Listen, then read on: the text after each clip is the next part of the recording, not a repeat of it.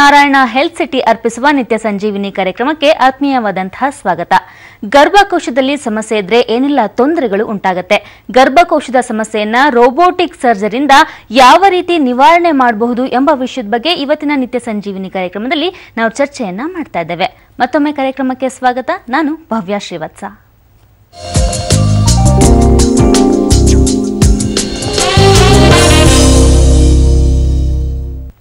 ಇವತ್ತಿನ ಕಾರ್ಯಕ್ರಮದಲ್ಲಿ robotic surgery ಬಗ್ಗೆ ಹೆಚ್ಚಿನ ಮಾಹಿತಿಯನ್ನು ನೀಡಲಿಕ್ಕೆ ನಮ್ಮ ಜೊತೆ ಇದ್ದಾರೆ ಡಾಕ್ಟರ್ ಲಾವಣ್ಯ ಕಿರಣ್. ಡಾಕ್ಟರ್ ನಮಸ್ತೆ, ಕಾರ್ಯಕ್ರಮಕ್ಕೆ ಸ್ವಾಗತ.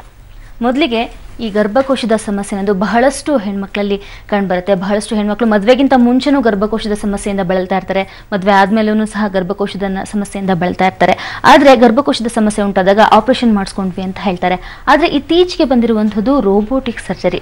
ಏನ್ ಮೇಡಮ್ ಇದು ರೋಬೋಟಿಕ್ ಸರ್ಜರಿ ಅಂದ್ರೆ ಏನು? ಅಂದ್ರೆ ರೋಬೋಟ್ ನಡೆಸುವಂತಹ ಅಥವಾ ಮಷಿನ್ಗಳೇ ನಡೆಸುವಂತಹ ಒಂದು ಸರ್ಜರಿನಾ ಇದು? ನೀವು ಹೇಳ್ದಂಗೆ ಈಗಾಗಲೇ ನಾವು ನೋಡಿರೋ ಹಾಗೆ ಸಾಮಾನ್ಯವಾಗಿ ಈಗ ನಮ್ಮ ರಕ್ತಸ್ರಾವ ಆಗ್ಬೋದು, ಋತುವಿನ ತೊಂದರೆಗಳಿರ್ಬೋದು, ಈಗ ತುಂಬಾ ಜಾಸ್ತಿ ಆಗೋಗಿದೆ. ಲೈಫ್ ಸ್ಟೈಲ್ ಮಾಡಿಫಿಕೇಶನ್ ಬದಲಾಗಿರೋದ್ರಿಂದ ಎಲ್ಲ ಪ್ರಾಬ್ಲಮ್ಸೂ ತುಂಬಾ ಜಾಸ್ತಿ ಉಂಟಾಗಿದೆ. ಅದರಲ್ಲಿ ಸಿಂಪ್ಟಮ್ಸ್ ವೇರಿ ಆಗುತ್ತೆ. ಈಗ ನಮಗೆ ಋತುಸ್ರಾವದಲ್ಲಿ ಹೆಚ್ಚಿನ ರಕ್ತಸ್ರಾವ ಆಗ್ತಾ ಇರ್ಬೋದು, ಅಥವಾ ಬ್ಲೀಡಿಂಗ್ ಆಗುವಾಗ ಪೇನ್ ಇರ್ಬೋದು, ಇದೆಲ್ಲ ತೊಂದರೆಗಳು ಜಾಸ್ತಿ. ಬಟ್ ನಾವು ಯಾವುದೇ ಹೆಣ್ಮಕ್ಳ ಕಾಯಿಲೆಗಳು ಕಾರಣ ಏನು ಅಂತ ತಿಳ್ಕೊಳ್ಳೋದು ತುಂಬ ಮುಖ್ಯ. ಅದು ಕ್ಯಾನ್ಸರ್ ಇಂದನಾ, ಗೆಡ್ಡೆ ಕಾಯಿಲೆ ಇದೆಯಾ, ಬೇರೆದೇನಾದ್ರು ತೊಂದರೆ ಇದೆ, ವಯಸ್ಕರಿಗಾದ್ರೆ ಗರ್ಭಕೋಶ ಕೆಳಗೆ ಜಾರಿದ್ಯಾ, ಆ ಥರ ಯಾವ ತೊಂದರೆ ಇದೆ, ಏನು ತೊಂದರೆ ಇದೆ ಅಂತ ಮೊದಲು ಮಾಡಬೇಕಾಗುತ್ತೆ. ಈಗ ನೀವು ಹೇಳ್ದಂಗೆ ಈಗ ಹೊಸದಾಗಿ ಬಂದಿರೋ ರೋಬೋಟಿಕ್ ಸರ್ಜರಿಲಿ ನಾವು ಸರ್ಜರಿನ ಸಣ್ಣ ರಂಧ್ರದಲ್ಲಿ ಮಾಡ್ತೀವಿ. ನಾವು ಯಾವುದೇ ಒಂದು ಡಯಾಗ್ನೋಸಿಸ್ ಬೇರೆ. ಈಗ ನಾವು ಕಾರಣ ಏನು, ಯಾವುದೇ ತರದ ಸ್ತ್ರೀ ರೋಗದಲ್ಲಿ ಕಾರಣ ಏನು, ಅವ್ರಿಗೆ ತೊಂದರೆಯ ಕಾರಣ ಏನು ಅಂತ ನೋಡೋದು ಬೇರೆ. ಅದಕ್ಕೆ ಗುಣಪಡಿಸೋದು ಹೇಗೆ ಅಂತ ಮಾತ್ರ ಇವತ್ತು ಮಾತಾಡ್ತಾ ಇದ್ದೀವಿ. ಅದರಲ್ಲಿ ರೋಬೋಟಿಕ್ ಸರ್ಜರಿ ನಾವು ಹೇಗೆ ಉಪಯೋಗಿಸ್ಕೋಬಹುದು ಅನ್ನೋದು ತುಂಬಾ ಮುಖ್ಯ.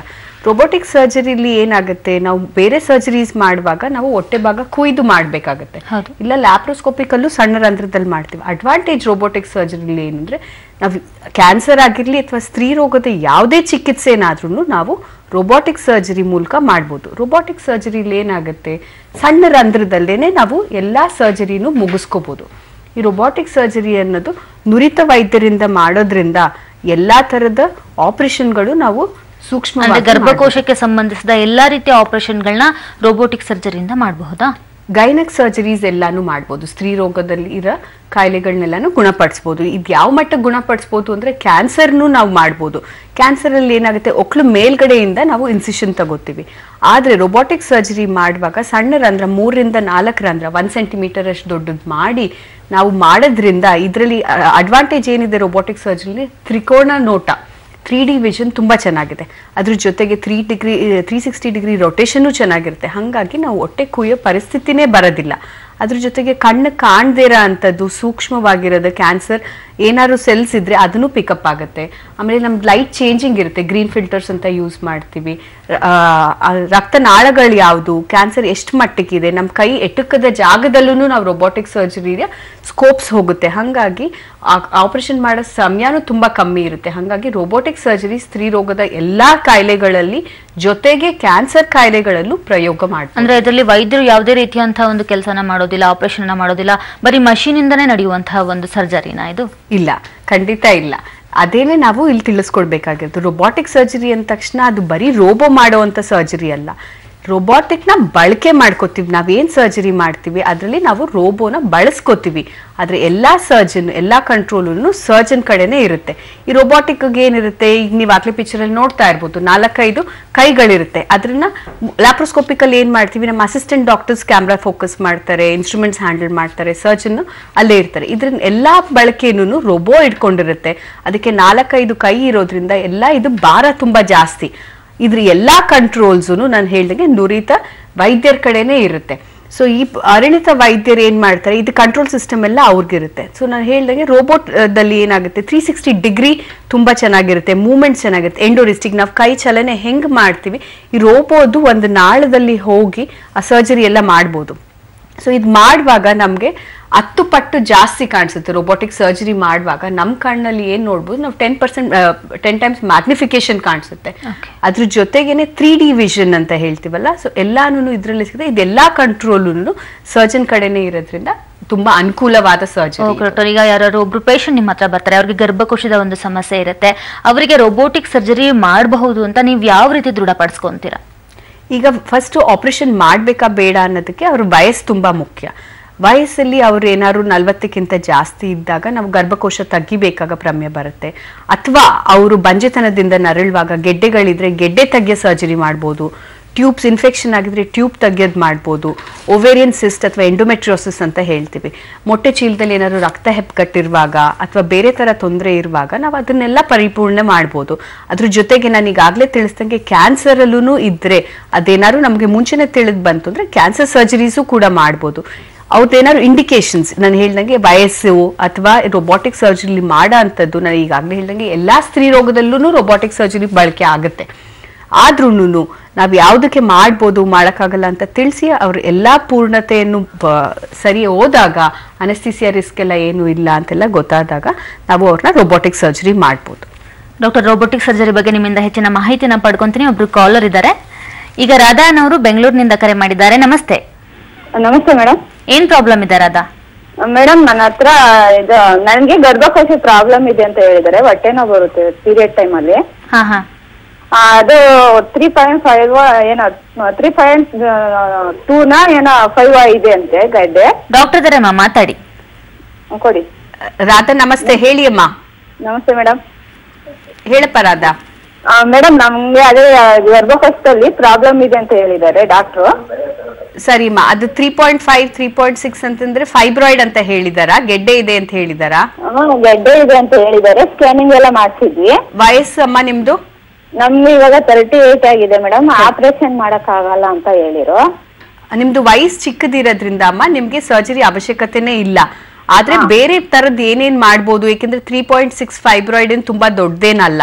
ಬಟ್ ನಿಮ್ಗೆ ಋತುಸ್ರಾವದಲ್ಲಿ ಏನಾದ್ರು ತೊಂದರೆ ಇದ್ರೆ ಅದು ಖಂಡಿತ ಟ್ರೀಟ್ಮೆಂಟ್ ಕೊಡ್ಬೋದು. ಬಟ್ ಇದೇ ತರ ಫೈಬ್ರಾಯ್ಡ್ ಇರೋರ್ಗೆ ಸರ್ಜರಿ ಮಾಡ್ಬೋದು. ಆದ್ರೆ ನಿಮ್ಗೆ ವಯಸ್ಸು ಚಿಕ್ಕದಿರೋದ್ರಿಂದ ಆ ಸರ್ಜರಿ ಅವಶ್ಯಕತೆ ಇಲ್ಲ ಅಮ್ಮ. ಬನ್ನಿ, ಅದ್ರಲ್ಲಿ ಬೇರೆ ಮೊಡಾಲಿಟಿ ಟ್ರೀಟ್ಮೆಂಟ್ ಏನ್ ಮಾಡ್ಬೋದು ಅಂತ ನಿಮಗ್ ತಿಳಿಸ್ಕೊಡ್ತೀವಿ. ಕರೆ ಮಾಡಿದ್ದಕ್ಕೆ ಧನ್ಯವಾದ. ಅಂದ್ರೆ ಆಪರೇಷನ್ ಮಾಡಕ್ಕಾಗಲ್ಲ ಅಂತ ಹೇಳಿದಾರೆ, ಅಂದ್ರೆ ಇದು ಯಾವ ರೀತಿ ಸ್ಥಿತಿ ಡಾಕ್ಟರ್? ಅಮ್ಮ, ಇದಕ್ಕೆ ಆಕ್ಚುಲಿ ಆಪರೇಷನ್ ಮಾಡಕ್ ಆಗಲ್ಲ ಅನ್ನೋದು ತಪ್ಪು. ಮಾಡ್ಬೋದು, ಆದ್ರೆ ಅವ್ರ ವಯಸ್ಸು ಕಮ್ಮಿ ಇರೋದ್ರಿಂದ ಆಪರೇಷನ್ ಅವಶ್ಯಕತೆ ಇಲ್ಲ. ಅದೇ ಈಗ 38 ವಯಸ್ಸವರು ಏನಾದ್ರೂ ಪ್ರೆಗ್ನೆನ್ಸಿ ಟ್ರೈ ಮಾಡ್ತಾ ಇದ್ರೆ, ಬಂಜೆತನ ಇತ್ತು, ಇದೇ ತರ ಗೆಡ್ಡೆ ಇದ್ದವ್ರಿಗೆ ಏನಾದ್ರು ಆಗ್ತಾ ಇಲ್ಲ ಅಂದ್ರೆ ಖಂಡಿತ ಅವ್ರಿಗೆ ಈ ಆಪರೇಷನ್ ಅನುಕೂಲ ಆಗುತ್ತೆ. ಮಯೋಮೆಕ್ಟಮಿ ಅಂತ ಮಾಡ್ತೀವಿ, ಗೆಡ್ಡೆ ಮಾತ್ರ ತೆಗಿತೀವಿ. ಅಂತದಕ್ಕೆ ಈ ಆಪರೇಷನ್ ಬಳಸ್ಕೋಬಹುದು. ಆದ್ರೆ ರಾಧಂಗೆ ಎಲ್ಲ ಮದ್ವೆ ಆಗಿ ಮಗು ಆಗಿರೋದ್ರಿಂದ ಅವಳಿಗೆ ಈ ಆಪರೇಷನ್ ಬೇಕಿಲ್ಲ. ಬಟ್ ಇದೇ ತರ ಗೆಡ್ಡೆ ಇರೋರ್ಗೆ ಬೇರೆ ತರ ತೊಂದರೆ ಇತ್ತು, ಬಂಜೆತನ ಇತ್ತು ಅಂದ್ರೆ ನಿವಾರಿಸೋದಕ್ಕೆ ಖಂಡಿತ ಮಾಡ್ಬೋದು. Okay doctor. ಈಗ ಸುಮಿತ್ರಾ ಅನ್ನೋರು ಬೆಂಗಳೂರಿಂದ ಕರೆ ಮಾಡಿದ್ದಾರೆ. ನಮಸ್ತೆ ಮೇಡಮ್. ನಮಸ್ತೆ ಮೇಡಮ್. ನಮಸ್ತೆ, ಹೇಳಿ, ಏನ್ ಪ್ರಾಬ್ಲಮ್ ಇದೆ? ಮೇಡಮ್, ನನಗೆ 47 ಇಯರ್ಸ್. ಬ್ಲೀಡಿಂಗ್ 2 months ಆದ್ಮೇಲೆ ಪೀರಿಯಡ್ಸ್ ಆಯ್ತು. ಸರಿಮಾ. ಪೀರಿಯಡ್ಸ್ ಆದ್ಮೇಲೆ 1 month ಬ್ಲೀಡಿಂಗ್ ಆಯ್ತು. ಆಮೇಲೆ ನಾನು ಏನ್ ಪ್ರಾಬ್ಲಮ್ ಅಂತ ಚೆಕ್ ಮಾಡಿಸ್ಕೊಂಡು ಹೋದಾಗ ಅವರು ಕೆಲವು ಟ್ಯಾಬ್ಲೆಟ್ ಕೊಟ್ಟು 3 days ತಗೊಳ್ಳಿ ನಿಂತೋಗುತ್ತೆ, ಆಮೇಲೆ 2 ಟ್ಯಾಬ್ಲೆಟ್ಸ್ ಕಂಟಿನ್ಯೂ ಮಾಡಿ 20 days ಅಂತ ಹೇಳಿದ್ರು. ಮಾತಾಡಿ. ಸುಮಿತ್ರಾ, ಹೇಳಿ, ನಿಮ್ದು ಸ್ಕ್ಯಾನಿಂಗ್ ಎಲ್ಲ ಆಗಿ ಗೆಡ್ಡೆ ಏನಾರು ಇದೆ ಅಂತ ಬಂದಿದ್ಯಾಮ್ಮ? ಸ್ಕ್ಯಾನಿಂಗ್ ಆದ್ಮೇಲೆ ಯೂಟ್ರಸ್ ದೊಡ್ಡದಾಗ್ತಾ ಇದೆ ಅಂತ, ಬೆಳೀತಾ ಇದೆ ಅಂತ ಹೇಳಿದ್ದಾರೆ ಮೇಡಮ್. ಆಮೇಲೆ ಡಿಎನ್ಸಿ ಮಾಡಿಸ್ಬೇಕು ಅಂತ ಹೇಳಿದ್ರು. ಹೌದು ಸುಮಿತ್ರಾ ಅವರೇ, ಡಿಎನ್ಸಿ ಯಾಕೆ ಮಾಡೋದು ಅಂದ್ರೆ ಇದು ಕ್ಯಾನ್ಸರ್ ಬೇರೆ ತೊಂದರೆ ಏನಾರು ಇದೆಯಾ ಅಂತ ನೋಡ್ಲಿಕ್ಕೆ ತುಂಬಾ ಅವಶ್ಯಕತೆ ಇದೆ. ಡಿಎನ್ಸಿ ಮಾಡಿಸಿಲ್ಲ ಅಂದ್ರೆ ನಾವೊಂದು ಸಣ್ಣ ಟೆಸ್ಟ್ ಮಾಡ್ತೀವಿ, ಎಂಡೋಮೆಟ್ರಿಯಲ್ ಬಯಾಪ್ಸಿ ಅಂತ ಮಾಡ್ತೀವಿ.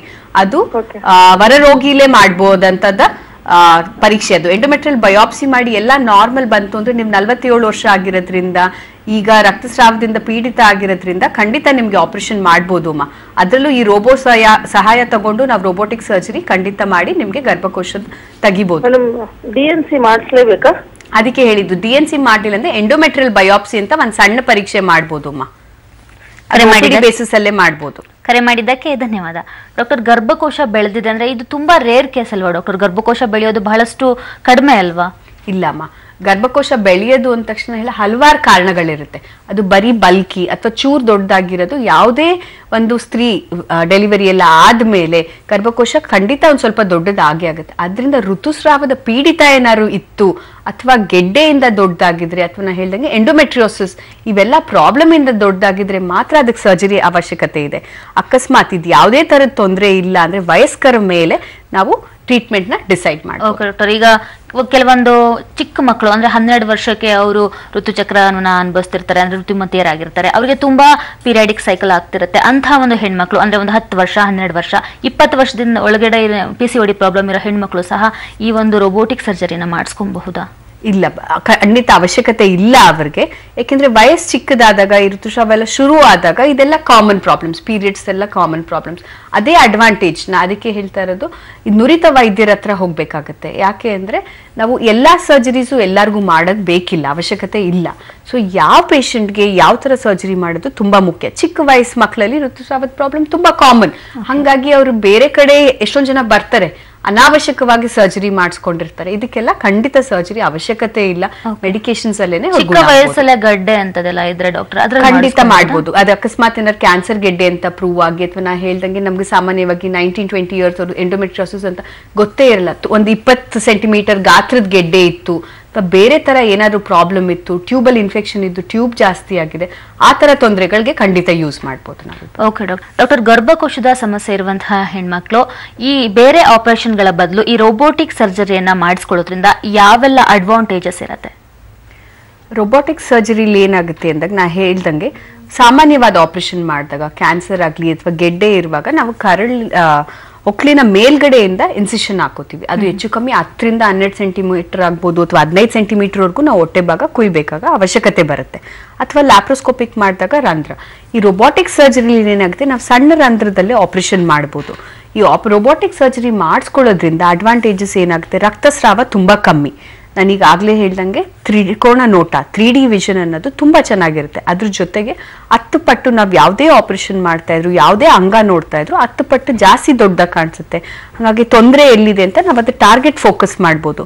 ಈ ರೋಬೋಟಿಕ್ ಸರ್ಜರಿಲಿ ಎಂಡೋರೆಸ್ಟ್ ಟೆಕ್ನಾಲಜಿ ಅಂತ ಹೇಳ್ತೀವಿ. ನಮ್ಮ ಕೈ ಬಳಕೆ ಹೇಗಾಗುತ್ತೆ ಅದೇ ತರ ಈ ಸಣ್ಣ ರಂಧ್ರಗಳಲ್ಲೇ ನಾವು ಇನ್ಸ್ಟ್ರೂಮೆಂಟ್ಸ್ ಎಲ್ಲ ಒಳಗೋಗಿ ಅದೇ ಟೆಕ್ನಾಲಜಿ ಯೂಸ್ ಮಾಡ್ತೀವಿ. ಸೊ ಹಾಗಾಗಿ ಇದೆಲ್ಲ ಯೂಸ್ ಮಾಡೋದ್ರಿಂದ ರಕ್ತಸ್ರಾವ ತುಂಬಾ ಕಮ್ಮಿ.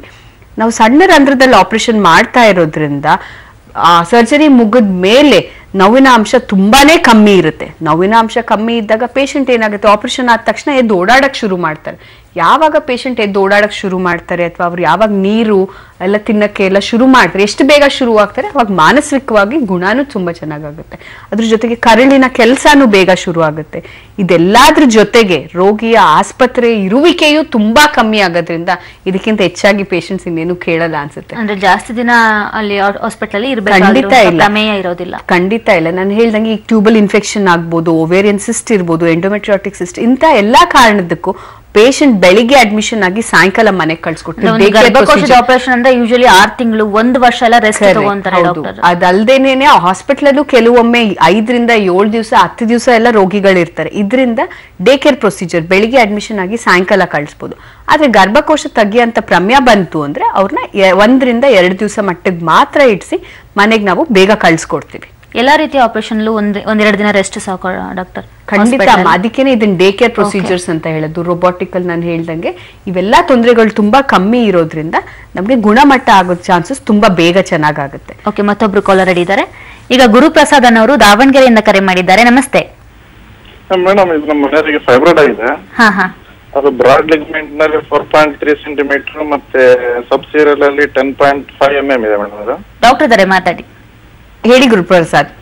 ಮೇಡಮ್, ಇದು ನಮ್ಮ ಮನೆಯವರಿಗೆ ಫೈಬ್ರಾಯ್ಡ್ ಆಗಿದೆ. ಅದು ಬ್ರಾಡ್ ಲಿಗ್ಮೆಂಟ್ ನಲ್ಲಿ 4.3 ಇದೆ. ಅವ್ರಿಗೆ ಖಂಡಿತ ಆಪರೇಷನ್ ಬೇಕಾಗುತ್ತೆ. ಅವ್ರ ವಯಸ್ಸು ಎಷ್ಟು? ಅವರಿಗೆ 35 ಮೇಡಮ್. ಅವರಿಗೆ 35 ಇಯರ್ಸ್. ಅಂದ್ರೆ ಮಕ್ಕಳೆಲ್ಲ ಇದ್ದಾರ?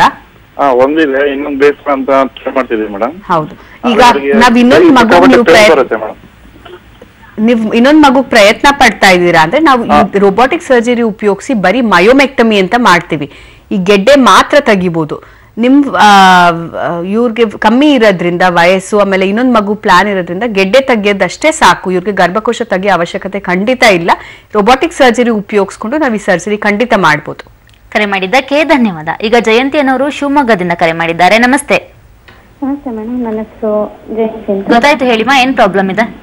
ನನಗೆ ಗರ್ಭಕೋಶದಲ್ಲಿ ಸ್ವಲ್ಪ ಅದು ಎಕ್ಸ್ಟ್ರಾ ಸೆಲ್ಸ್ ಏನೋ ಬೆಳೆಯುತ್ತೆ ಅಂತ ಹೇಳಿ ಮೊನ್ನೆ DMC ಮಾಡಿದ್ರು. ಓಕೆ. ತುಂಬಾ ಅಂದ್ರೆ ತುಂಬಾ ಬ್ಲೀಡಿಂಗ್ ಆಗುತ್ತೆ, 20 days ವರೆಗೂ ಆಗ್ತಾ ಇರುತ್ತೆ. ಓಕೆ, ಡಾಕ್ಟರ್ ಇದಾರಮ್ಮ, ಮಾತಾಡಿ. ಜಯಂತಿ ಹೇಳಿಮ್ಮ. ಮೇಡಮ್, ನನಗೆ 20 days ವರೆಗೂ ಬ್ಲೀಡಿಂಗ್ ಆಗ್ತಿತ್ತು. ತೋರಿಸ್ದೆ, ಅವರು ಗರ್ಭಕೋಶದೊಳಗಡೆ ಏನೋ ಪ್ರಾಬ್ಲಮ್ ಇದೆ ಅಂತೇಳಿ DMC ಮಾಡಿದ್ರು ಮೊನ್ನೆ. DMC ರಿಪೋರ್ಟ್ ಗೊತ್ತಮ್ಮ ನಿಮ್ಗೆ? ರಿಪೋರ್ಟ್ ಎಲ್ಲ ಬಂದಿದೆ ಮೇಡಮ್. ಅವ್ರು ಹೇಳ್ತಿದ್ದಾರೆ ಮತ್ತೆ ಇದು ಬೆಳೀತಾ ಹೋಗುತ್ತೆ, ನೀವು ಮೆರಿನ್ ಅಂತೇನೋ ಒಂದು ಇದು ಬರುತ್ತೆ, ಮೆರಿನಾ ಅನ್ನೋದೊಂದು ಕಾಪರ್ಟಿ ತರ ಅಮ್ಮ, ಅದು ಔಷಧಿ ಇರೋ ಕಾಪರ್ಟಿ. ಬ್ಲೀಡಿಂಗ್ ರಕ್ತಸ್ರಾವ ತುಂಬಾ ಜಾಸ್ತಿ ಇರುವಾಗ ನಾವ್ ಇದನ್ನ ಮಾಡ್ಬೋದು. ವಯಸ್ಸಿನ ಅನುಕೂಲದ ಪ್ರಕಾರ ನಾ ಹೇಳ್ದಂಗೆ ಎಲ್ಲಾರ್ಗು ಆಪರೇಷನ್ ಮಾಡೋ ಅವಶ್ಯಕತೆ ಇಲ್ಲ. ಅದಕ್ಕೆ ನೀವು ನುರಿತ ವೈದ್ಯರ ಹತ್ರ ಹೋದ್ರೆ ಅವ್ರು ನಿಮ್ಗೆ ಸರ್ಜರಿ ಅವಶ್ಯಕತೆ ಇದೆಯಾ ಇಲ್ವಾ, ಮೆಡಿಸಿನ್ಸ್ ಅಲ್ಲೇ ಗುಣ ಆಗುತ್ತಾ ಅಂತ ನೋಡ್ಬೋದು. ನೀವು ಬಂದ್ರೆ ನಾವು ನೋಡಿ ನಿಮ್ಗೆ ಮೆಡಿಕಲ್ ಮ್ಯಾನೇಜ್ಮೆಂಟ್ ಬೇಕಾ ಅಥವಾ ಶಸ್ತ್ರಚಿಕಿತ್ಸೆ ಬೇಕಾ ಅಂತ ನೋಡಿ ಹೇಳ್ತೀವಿ. ಕರೆ ಮಾಡಿದ್ದಕ್ಕೆ ಧನ್ಯವಾದ. ಡಾಕ್ಟರ್, ಆಗ್ಲೇ ಮೊದಲನೇ ಕಾಲರ್ ಹೇಳಿದ್ರು ಗರ್ಭಕೋಶದ ಪ್ರಾಬ್ಲಮ್ ಅಂತ, ಇನ್ನೊಂದು ಮಗುವಿಗೆ ನಾವು ನಿರೀಕ್ಷೆಯಲ್ಲಿದ್ದೀವಿ ಅಂತ. ಈ ರೀತಿ ಗರ್ಭಕೋಶದ ಸಮಸ್ಯೆ ಅಂದ್ರೆ ಜಾಸ್ತಿ ಬಂಜೆತನ ಬರುತ್ತೆ ಅಂತ ಹೇಳ್ತಾರೆ. ಇದಕ್ಕೂ ರೋಬೋಟಿಕ್ ಸರ್ಜರಿ ಮಾಡಬಹುದಾ? ಖಂಡಿತ ಮಾಡ್ಬೋದು. ಈಗ ಬಂಜೆತನದಲ್ಲಿ ಏನಾಗ್ಬೋದು, ಟ್ಯೂಬ್ಸ್ ಅಲ್ಲಿ ತೊಂದರೆ ಇರ್ಬೋದು, ಓವರಿಯಲ್ಲಿ ತೊಂದರೆ ಇರ್ಬೋದು, ಅಥವಾ ಈಗಾಗಲೇ ಇವ್ರು ಹೇಳ್ದಂಗೆ ಗೆಡ್ಡೆ ಇರ್ಬೋದು ಗರ್ಭಕೋಶದ ಒಳಗಡೆ ಹೊರಗಡೆ. ಇದರಿಂದ ಟ್ಯೂಬ್ ಬ್ಲಾಕ್ ಆಗೋ ಚಾನ್ಸಸ್ ತುಂಬಾ ಜಾಸ್ತಿ ಇರುತ್ತೆ. ಸೊ ಹಾಗಾಗಿ ನಾವೇನ್ ಮಾಡ್ತೀವಿ, ಬಂಜೆತನದಿಂದ ನರಳ್ತಾ ಇದ್ರೆ ಒಂದ್ ಹೆಣ್ಮಗು, ಅವ್ರಿಗೆ ಟ್ಯೂಬ್ ಸರ್ಜರಿ ಮಾಡ್ಬೇಕಾಗುತ್ತೆ. ಎಂಡೋಮೆಟ್ರಿಯಾಟಿಕ್ ಸಿಸ್ಟ್ ಇದ್ರೆ ಸಿಸ್ಟೆಕ್ಟಮಿ ಅಂತ ಮಾಡ್ತೀವಿ, ಅಥವಾ ಈ ಗೆಡ್ಡೆಗಳಿದ್ರೆ ಗೆಡ್ಡೆ ಭಾಗ ಎಲ್ಲ ತೆಗಿತೀವಿ. ಸೊ ಹಾಗಾಗಿ ಬಂಜೆತನ ನಿರ್ಮೂಲಕ್ಕೂ ನಾವು ರೋಬೋಟಿಕ್ ಸರ್ಜರಿ ಯೂಸ್ ಮಾಡ್ಬೋದು. ಬರೀ ಬಂಜೆತನ ಅಷ್ಟೇ ಅಲ್ಲದೆ ಸಾಮಾನ್ಯವಾದ ತೊಂದರೆಗಳು ಸ್ತ್ರೀ ರೋಗದಲ್ಲೂ ಅಲ್ದೇನೆ ನಾನು ಹೇಳ್ದಂಗೆ ಕ್ಯಾನ್ಸರ್ ರೋಗದಲ್ಲಿ ಇದನ್ನ ಬಳಕೆ ತುಂಬಾ ಚೆನ್ನಾಗಿ ಮಾಡ್ಬೋದು. ಆಮೇಲೆ ಸೌಂದರ್ಯ ಪ್ರಿಯರಿಗಂತೂ ಇದು ತುಂಬಾನೇ ಅಡ್ವಾಂಟೇಜ್. ಯಾಕೆಂದ್ರೆ ನಾನು ಹೇಳ್ದಂಗೆ ತುಂಬಾ ಸಣ್ಣ ರಂಧ್ರದಲ್ಲಿ ಮಾಡೋದ್ರಿಂದ ಅದು ಸ್ಕಾರ್ಸ್ ಏನು ಕಾಣಿಸಲ್ಲ. ಅದ್ರ ಜೊತೆಗೆ ಕ್ಯೂ ಆಗ್ಲಿ ನಂಜಾಗ್ಲಿ ಇದೆಲ್ಲ ತುಂಬಾ ಕಮ್ಮಿ ಇರುತ್ತೆ. ಅಂದ್ರೆ ಬೊಜ್ಜು ತೆಗೆಸ್ಕೊಳ್ತಾರಲ್ಲ ಡಾಕ್ಟರ್, ದೇಹದಲ್ಲಿರುವ ಬೊಜ್ಜನ ಸಹ ರೋಬೋಟಿಕ್ ಸರ್ಜರಿ ಖಂಡಿತ ಮಾಡ್ಬೋದಮ್ಮ. ಸ್ಲೀವ್ ಗ್ಯಾಸ್ಟ್ರೆಕ್ಟಮಿ ಅಂತ ಎಲ್ಲ ಮಾಡ್ತೀವಿ. ಅದು ಸ್ತ್ರೀ ರೋಗದಲ್ಲೂ ಆಗ್ಬೋದು, ಅಥವಾ PCO ಇರ್ಬೋದು, ಅಥವಾ ಅವ್ರ ಬಂಜೆತನದಿಂದ ನರಳ್ತಿದ್ರೆ ಈ ಸರ್ಜರೀಸು ಎಲ್ಲ ಖಂಡಿತ ರೋಬೋಟಿಕ್ ಸರ್ಜರಿಲಿ ಮಾಡ್ಬೋದು. ಓಕೆ ಡಾಕ್ಟರ್, ಈ ರೋಬೋಟಿಕ್ ಸರ್ಜರಿಯಲ್ಲಿ ಯಾವ ರೀತಿ ಅಡ್ವಾಂಟೇಜಸ್ ಇದೆ ಅಂತ ಹೇಳಿದ್ರೆ, ಅದೇ ರೀತಿ ಯಾವ್ದಾದ್ರು ಡಿಸ್ಅಡ್ವಾಂಟೇಜಸ್ ಇರುತ್ತಾ? ಏನಾದ್ರು ಪ್ರಾಬ್ಲಮ್ಸ್ ಆಗುತ್ತಾ, ಸೈಡ್ ಎಫೆಕ್ಟ್ಸ್, ಅಥವಾ ಏನಾದ್ರು ಡಿಸ್ಅಡ್ವಾಂಟೇಜಸ್ ಏನಿದೆ ಈ ಸರ್ಜರಿಯಲ್ಲಿ? ಡಿಸ್ಅಡ್ವಾಂಟೇಜ್ ಅಂತ ಹೇಳ್ಬೇಕು ಅಂದ್ರೆ ಖಂಡಿತ ಸರ್ಜರಿ ಮೂಲಕ ಶಸ್ತ್ರಚಿಕಿತ್ಸೆಯಿಂದ ಡಿಸ್ಅಡ್ವಾಂಟೇಜಸ್ ರೋಬೋಟಿಕ್ ಇಂದ ಏನೂ ಇಲ್ಲ. ಆದ್ರೆ ಸರಿಯಾದ ಬಳಕೆ ಒಂದಾಗಬೇಕಾಗತ್ತೆ. ನಾ ಹೇಳ್ದಂಗೆ ಎಲ್ಲರಿಗೂ ಸರ್ಜರಿ ಹೇಳಕ್ಕಾಗಲ್ಲ. ಮೇನ್ ಡಿಸ್ಅಡ್ವಾಂಟೇಜ್ ಅಂದ್ರೆ ಇದು ಬರೀ ನುರಿತ ವೈದ್ಯರು ಪರಿಣಿತರು ಮಾತ್ರ ಮಾಡಕ್ಕಾಗುವಂತ ಸರ್ಜರೀಸ್. ಸೊ ಹಂಗಾಗಿ ಇದು ಎಲ್ಲಾ ಕಡೆ ಫೆಸಿಲಿಟಿ ಇರಲ್ಲ. ಸೊ ಹಂಗಾಗಿ ಅದೇ ಮೇನ್ ಡಿಸ್ಅಡ್ವಾಂಟೇಜಸ್. ಡಿಸ್ಅಡ್ವಾಂಟೇಜ್ ಅಲ್ಲಿ ಇದು ಒಂದು ಎಲ್ಲರಿಗೂ ತಲುಪಬೇಕಾಗತ್ತೆ, ಅದೇ ಡಿಸ್ಅಡ್ವಾಂಟೇಜ್. ಅದ್ರ ಜೊತೆಗೆ ಸರ್ಜರಿ ಪರ್ಸೆ ಅಂದ್ರೆ ಚಿಕಿತ್ಸೆಯಿಂದ ಯಾವುದೇ ತರದ ತೊಂದರೆ ಆಗಲ್ಲ. ಏನಿದ್ರು ಇದ್ರ ಅನುಕೂಲಗಳೇ ತುಂಬಾ ಜಾಸ್ತಿ ಇರುತ್ತೆ, ಅನಾನುಕೂಲಗಳು ಸರ್ಜರಿಯಿಂದ ತುಂಬಾನೇ ಕಮ್ಮಿ. ಯಾಕೆಂದ್ರೆ ನುರಿತ ವೈದ್ಯರು ಮಾಡುವಾಗ ಕಾಂಪ್ಲಿಕೇಶನ್ಸು ಕಮ್ಮಿ ಇರುತ್ತೆ. ನಾ ಹೇಳ್ದಂಗೆ ಈಗಾಗಲೇ ರಕ್ತಸ್ರಾವ ಎಲ್ಲ ಕಮ್ಮಿ, ಕರಳ ಕೆಲಸ ಎಲ್ಲ ಬೇಗ ಆಗುತ್ತೆ. ಕೆಲವೊಮ್ಮೆ ಏನಾಗುತ್ತೆ, ಈ ಯೂರಿನರಿ ಬ್ಲಾಡರ್ ಮೂತ್ರಕೋಶ ತೊಂದರೆ ಆಗ್ಬೋದು, ಅಥವಾ ಕರಳಿಗೆ ಡ್ಯಾಮೇಜ್ ಆಗೋ ಚಾನ್ಸಸ್ ಇರುತ್ತೆ. ಇದೆಲ್ಲ ರೋಬೋಟಿಕ್ ಸರ್ಜರಿಲಿ ಖಂಡಿತ ಕಮ್ಮಿ ಇರುತ್ತೆ. ಬಟ್ ಯಾವುದೇ ಡಾಕ್ಟರ್ ಏನೇ ಮಾಡುವಾಗೂ ಅದು ಪೂರ್ಣತೆ ಏನ್ ಬೇಕು ಅದೆಲ್ಲ ತಗೋತಾರೆ. ಮೇನ್ ಡಿಸ್ಅಡ್ವಾಂಟೇಜ್ ಅಂದ್ರೆ ಫೈನಾನ್ಸಸ್, ಹಣಕಾಸಿನ ವೆಚ್ಚ ಸ್ವಲ್ಪ ಜಾಸ್ತಿ ರೋಬೋಟಿಕ್ ಸರ್ಜರಿಲಿ. ಆದ್ರೆ ನಮ್ಮ ನಾರಾಯಣ ಹೃದಯದಲ್ಲಿ ನಾವು ಜನರ ಸೇವೆಗಾಗಿಯೇ ನಮ್ಮ ಡಾಕ್ಟರ್ ದೇವಿ ಶೆಟ್ಟಿ ಅವರು ನಿರೂಪಾಗಿರೋದ್ರಿಂದ ವೆಚ್ಚ ತುಂಬಾನೇ ಕಮ್ಮಿ ವೆಚ್ಚ. ಯಾಕೆಂದ್ರೆ ಇದು ಒಂದು ಒಳ್ಳೆ ಸರ್ಜರಿ, ಇದು ಒಂದು ಒಳ್ಳೆ ಟೆಕ್ನಾಲಜಿ ಆಗಿರೋದ್ರಿಂದ ಸಾಮಾನ್ಯ ಜನರಿಗೂ ಇದು ತಲುಪಬೇಕು ಅನ್ನೋದೊಂದೇ ಅವರ ಅವಶ್ಯಕತೆ ಮತ್ತು ಅವರ ಕನಸು. ಸೊ ಹಾಗಾಗಿ ನಾವು ತುಂಬಾ ಕಮ್ಮಿ ವೆಚ್ಚದಲ್ಲಿ ಈ ರೋಬೋಟಿಕ್ ಸರ್ಜರೀಸ್ ಮಾಡ್ತಾ ಇದ್ದೀವಿ. ಹಾಗಾಗಿ ಪ್ರತಿಯೊಬ್ಬರಿಗೂ ಇದನ್ನು ಬಳಕೆ ಮಾಡ್ಕೋಬಹುದು. ಓಕೆ ಡಾಕ್ಟರ್, ಒಬ್ರು ಕಾಲರ್ ಇದ್ದಾರೆ. ಈಗ ಜರೀನಾ ಅವರು ತುಮಕೂರಿಂದ ಕರೆ ಮಾಡಿದ್ದಾರೆ. ನಮಸ್ತೆ.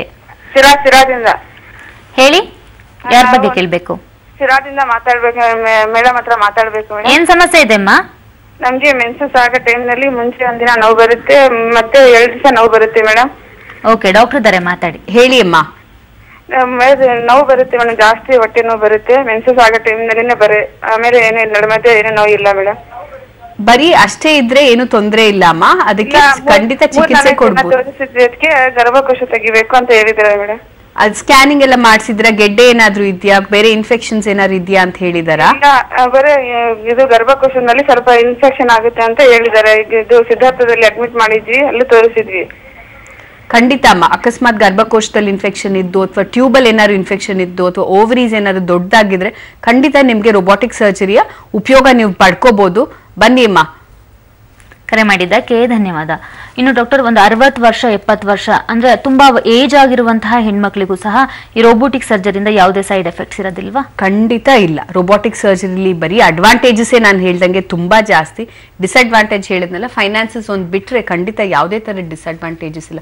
ವಯಸ್ಕರಿಗೂ ಈ ರೋಬೋಟಿಕ್ ಸರ್ಜರಿ ನಾವು ಉಪಯೋಗಿಸ್ಬೋದು. ಬರೀ ಗೆಡ್ಡೆ ತೊಂದರೆ ಅಲ್ಲ, ಅಕಸ್ಮಾತ್ ಗರ್ಭಕೋಶ ಜಾರಿತ್ತು ಅಂದ್ರೂ ನಾವು ಆಪರೇಷನ್ ಮಾಡ್ಬೋದು. ಅದಲ್ದೇನೆ ಯಾರಾದ್ರೂ ಈಗಾಗಲೇ ಗರ್ಭಕೋಶದ ಆಪರೇಷನ್ ಮಾಡಿಸ್ಕೊಂಡ್ ಮೇಲೂ ಕೆಲವು ಸರಿ ವಾಲ್ಟ್ ಪ್ರೊಲ್ಯಾಪ್ಸ್ ಅಂತೀವಿ, ಮಾಡಿರೋ ಜಾಗನೇ ಕೆಳಗೆ ಜಾರ್ಬೋದು.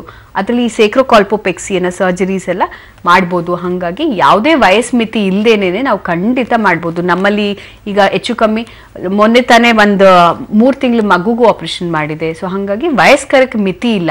ಇದು ಇಂಡಿಕೇಶನ್ಸ್ ಫಿಟ್ ಆಯ್ತು ಅಂದ್ರೆ ಖಂಡಿತ ಮಾಡ್ಬೋದು. ಓಕೆ ಡಾಕ್ಟರ್, ಮತ್ತೊಬ್ರು ಕಾಲರ್ ರೆಡಿ ಇದ್ದಾರೆ. ಈಗ ಗಂಗಾ ಅನ್ನೋರು ಬೆಂಗಳೂರಿನಿಂದ ಕರೆ ಮಾಡಿದ್ದಾರೆ. ನಮಸ್ತೆ. Hello madam. ಹೇಳಿ, ಏನು ಪ್ರಾಬ್ಲಮ್ ಇದೆ? ಮೇಡಮ್, ನನ್ಗೆ ಹೊಟ್ಟೆನಲ್ಲಿ ಗೆಡ್ಡೆ ಇದೆ ಅನ್ಬಿಟ್ಟು ಗರ್ಭಕೋಶನು ರಿಮೂವ್ ಮಾಡ್ಬಿಟ್ಟು ಓಕೆ.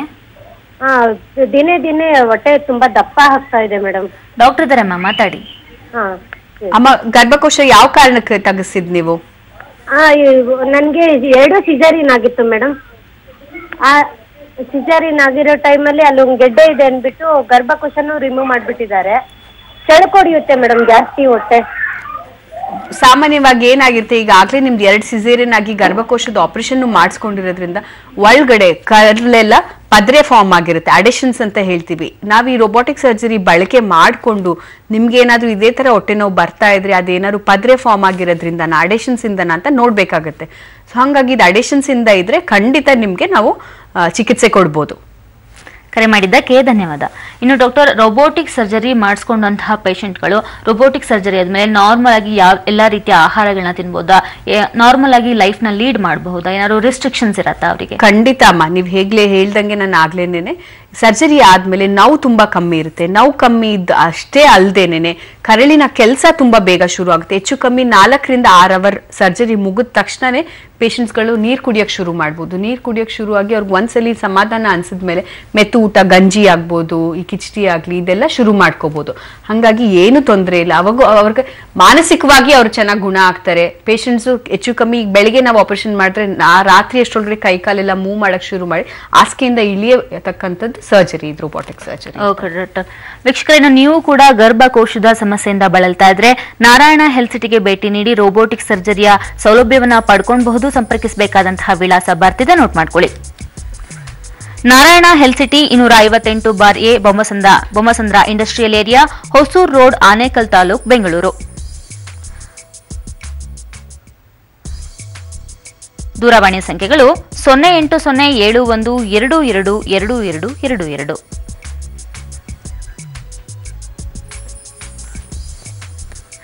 ಇನ್ನು ಡಾಕ್ಟರ್, ಕೊನೆಯದಾಗಿ ರೋಬೋಟಿಕ್ ಸರ್ಜರಿ ಮಾಡಿಸ್ಕೊಬೇಕು ಅಂತ ಈ ಪ್ರೋಗ್ರಾಮ್ ಅನ್ನ ನೋಡಿ ಯೋಚಿಸ್ತಾ ಇರುವಂತವ್ರಿಗೆ ನಿಮ್ಮ ಒಂದು ಸಲಹೆ ಏನು? ನಾನು ಹೇಳೋದು ಇದನ್ನ ಈಗಾಗಲೇ ತಿಳಿಸ್ದಂಗೆ ನುರಿತ ಮತ್ತು ಪರಿಣಿತ ವೈದ್ಯರ ಕಡೆಯಿಂದ ಮಾತ್ರ ಸಹಾಯ ಮಾಡೋಕ್ಕಾಗತ್ತೆ. ಹಾಗಾಗಿ ನೀವು ನಿಮ್ಮ ಡಾಕ್ಟರ್ ಜೊತೆ ಮಾತಾಡಿ. ರೋಬೋಟಿಕ್ ಸರ್ಜರೀಸ್ ಎಲ್ಲೆಲ್ಲಿ ಬಳಸ್ಕೋಬಹುದು, ಅದರಿಂದ ಅಡ್ವಾಂಟೇಜಸ್ ಜಾಸ್ತಿ. ಹೇಳ್ದಂಗೆ ರಕ್ತಸ್ರಾವ ಕಮ್ಮಿ, ಕರಳಿನ ಕೆಲಸ ಬೇಗ ಆಗುತ್ತೆ, ಆಮೇಲೆ ನಿಮ್ಗೂ ಗುಣಮಟ್ಟ ಬೇಗ ಆಗುತ್ತೆ. ಹಾಸ್ಪಿಟ್ಲಲ್ಲಿ ಇರುವಿಕೆನೂ ತುಂಬಾ ಕಮ್ಮಿ ಇರುತ್ತೆ. ಹಾಗಾಗಿ ಬಂದ್ರೆ ನಿಮ್ಗೆ ಖಂಡಿತ ಅದು ಬೇಕಾ ಬೇಡವಾ ಅಂತ ನೋಡ್ಕೊಂಡು ನಾವು ತಿಳಿಸ್ಕೊಡ್ತೀವಿ. ಅಂದ್ರೆ ಕೈ ಆಪರೇಷನ್ ಇದೆಲ್ಲದಕ್ಕಿಂತ ರೋಬೋಟಿಕ್ ಸರ್ಜರಿ ಬಹಳ ಮುಂದುವರೆದಂತಹ ಒಂದು ಟೆಕ್ನಾಲಜಿ. ಯಾವುದೇ ರೀತಿಯ ಸಮಸ್ಯೆ ಆಗಲ್ಲ, ಸೈಡ್ ಎಫೆಕ್ಟ್ಸ್ ಆಗಲ್ಲ ಅಂತ ಹೇಳ್ತಾ ಇದ್ದಾರೆ. ಮುಂದಿನ ಪೀಳಿಗೆಗೆ ಇನ್ನು ಕೆಲವು ವರ್ಷದಲ್ಲಿ ಇದೇ ನಂಬರ್ 1 ಟೆಕ್ನಾಲಜಿ ಆಗೋದ್ರಲ್ಲಿ ಯಾವುದೇ ನೋವಿಲ್ಲದೆ ನಮ್ಮ ಗರ್ಭಕೋಶದ ಸಮಸ್ಯೆನ ಸಂಪೂರ್ಣವಾಗಿ ನಾವು ನಿವಾರಿಸಬಹುದು. ಓಕೆ ಡಾಕ್ಟರ್, ಇಷ್ಟು ಹೊತ್ತು ನಮ್ಮ ನಿತ್ಯ ಸಂಜೀವಿನಿ ಕಾರ್ಯಕ್ರಮದಲ್ಲಿ ರೋಬೋಟಿಕ್ ಸರ್ಜರಿಯಿಂದ ಎಷ್ಟೆಲ್ಲ ಅಡ್ವಾಂಟೇಜಸ್ ಇದೆ, ಇದನ್ನ ಹೇಗೆ ಮಾಡ್ತಾರೆ ಎಲ್ಲವನ್ನ ತಿಳಿಸ್ಕೊಟ್ಟಿದ್ದೀರಾ. ನಮ್ಮ ವೀಕ್ಷಕರಿಗೆ ಬಹಳಷ್ಟು ಮಾಹಿತಿಯನ್ನು ಸಹ ತಿಳಿಸ್ಕೊಟ್ಟಿದ್ದೀರಾ. ಧನ್ಯವಾದಗಳು. ವೀಕ್ಷಕರೇ, ಇದಾಗಿತ್ತು ಇವತ್ತಿನ ನಿತ್ಯ ಸಂಜೀವಿನಿ ಕಾರ್ಯಕ್ರಮ. ನಾವು ಹೊರಡುವಂತಹ ಸಮಯ ಆಯಿತು. ನಾಳಿನ ಕಾರ್ಯಕ್ರಮದಲ್ಲಿ ಮತ್ತಷ್ಟು ಆರೋಗ್ಯದ ಸಲಹೆಗಳೊಂದಿಗೆ ನಿಮ್ಮ ಮುಂದೆ ಹಾಜರಾಗ್ತೇವೆ. ನೆನಪಿರ್ಲಿ, ನ್ಯೂಸ್ ಅಂದ್ರೆ ಪಬ್ಲಿಕ್ ಟಿವಿ.